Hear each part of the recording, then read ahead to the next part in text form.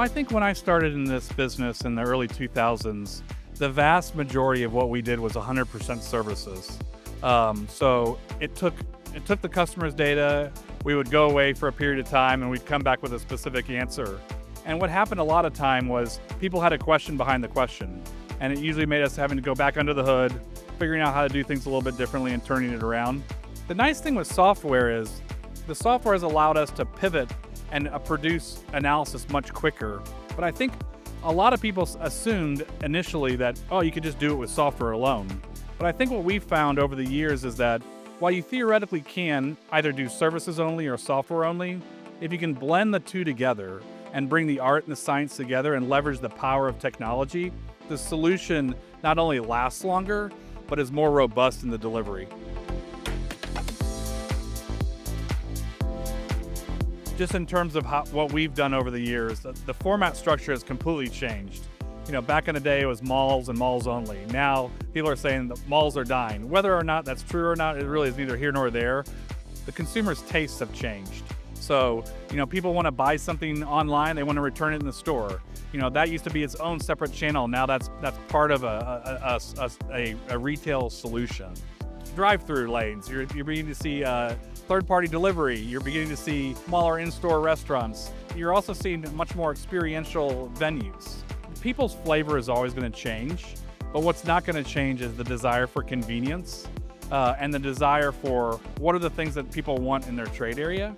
And so whether it's the format changes or not, that all can be modelable and will always be adjusted. But ultimately, the consumer will help drive that decision and the analytics will usually follow.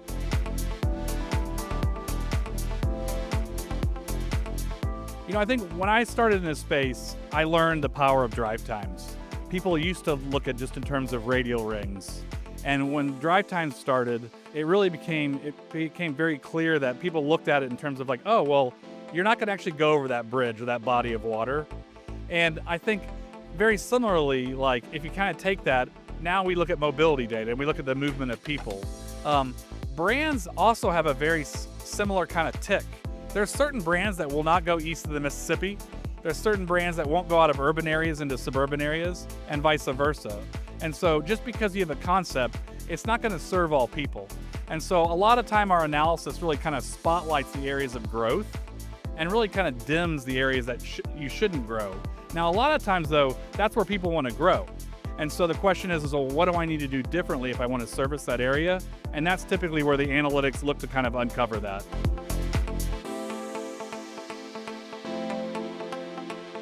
So I think for Kalibrate, we view a store as a channel, just as an online as a channel, just as delivery as a channel.